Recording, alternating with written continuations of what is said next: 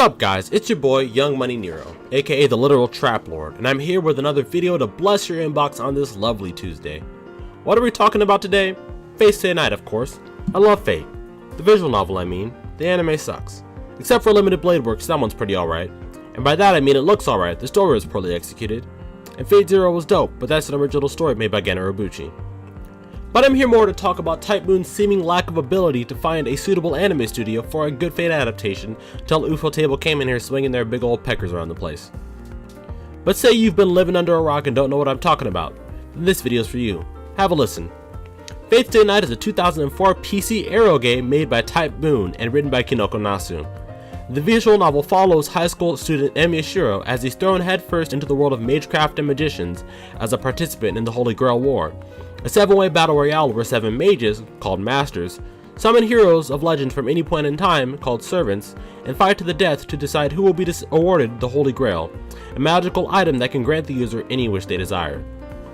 There are 3 routes in Fate Stay Night with 3 different heroines or love interests.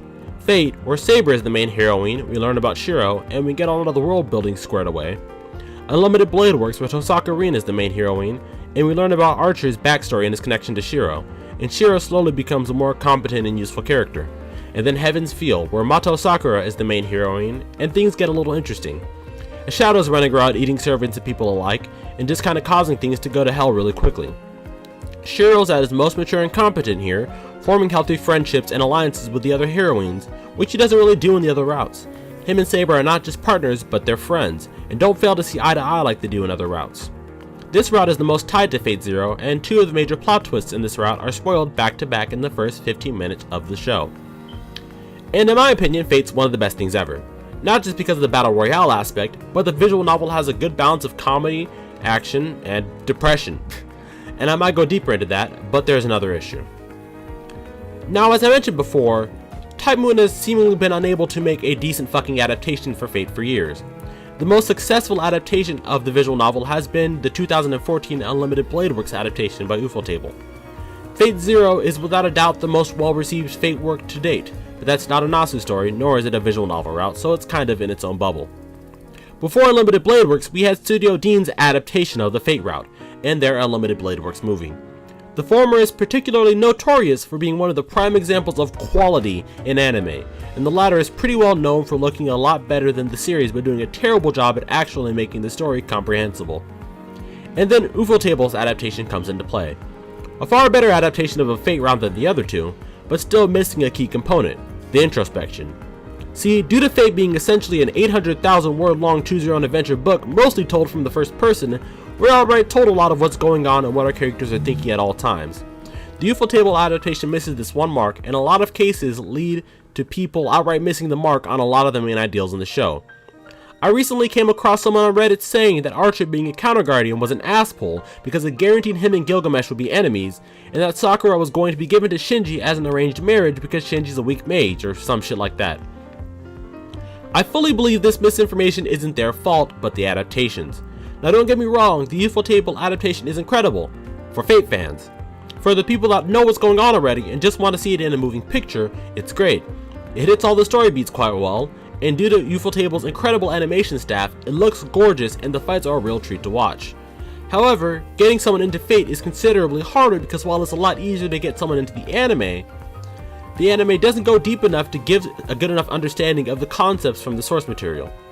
This is partly just due to the perspective being different, as I said above, and partly due to the necessary supplementary information being found in other routes. To me, when you see an adaptation, you should never have to say, well if you read the manga, or well if you read the visual novel, because it should be able to stand on its own. And there are quite a few adaptations that miss this mark. Air Gear, for example, looked great but began to decline in quality, followed by one of the absolute worst endings I've ever seen in an anime, while the manga went on for a good couple years following the end of the anime, and was overall a better experience, and as such, elicits to read the manga remark. Adaptations need to be able to provide a viable alternative medium for the viewers, so not everyone has to read an 800,000 word choose your own adventure book for a good time. And this is where the franchise fails currently, because unfortunately every day I go on the Fate Stay Night subreddit and almost all the time do I see, how come they didn't cover this plot hole, or why didn't they explain this plot element? To which the post gets 2 upvotes and 20 comments basically evaluating to read the visual novel. And it shouldn't be that way. The story doesn't even have to be a one-to-one adaptation of the visual novel. There could be an original story that takes liberties with the source material. The main issue is whether or not it is a viable alternative. Is it something that you can give to someone who knows nothing about Fate and they'll enjoy it anyways and want to see more? For some people, when Unlimited Blade Works came out, that answer was yes. For many others, that answer was no, and I hope that can be changed in the future. Hopefully things look up soon with Heaven's Feel movie, and hopefully they go back and do Fate, if not an original story. I'm definitely looking forward to seeing how things turn around in the future.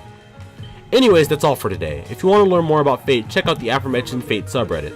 The subreddit is super lively, always great people to hang around, and always willing to help you with things you don't get.